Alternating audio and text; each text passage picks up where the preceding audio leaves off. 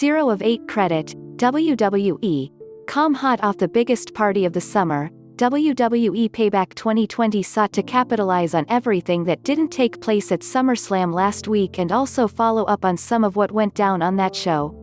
Last week's pay-per-view had some major positives mixed with some awful negatives. Did Payback pull off a better show, or was it even more flawed? With Roman Reigns back in the fold, several titles on the line, Keith Lee against Randy Orton and more, there was potential for a great night. But did WWE manage to capitalize on it?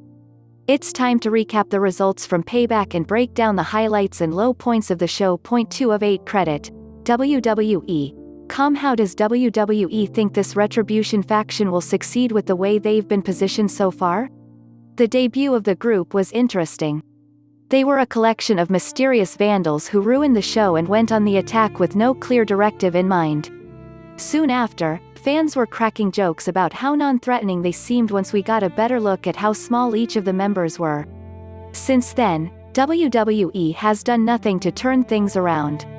With each passing show, Retribution does less and less. They did nothing at SummerSlam, followed it up with a random attack on the Mysterios on Raw, did nothing again on SmackDown and failed to show up here, too. By this point, WWE should just give up. Enough weeks have passed that the momentum is gone.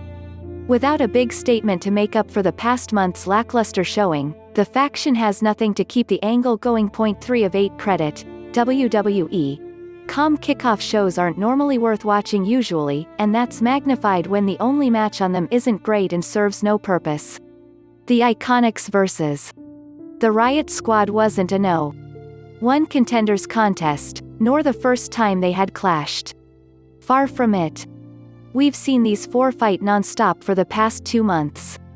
A specific low point in this was teasing that Liv Morgan and Ruby Riott couldn't trust each other. The entire tale so far has been that they got over those fears.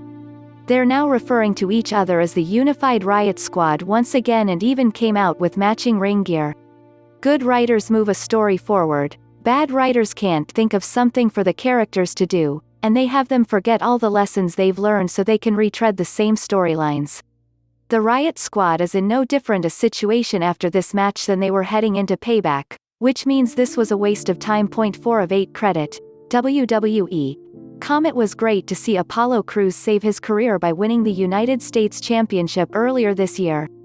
He had been flailing in the midcard for too long, and the title turned things around for him.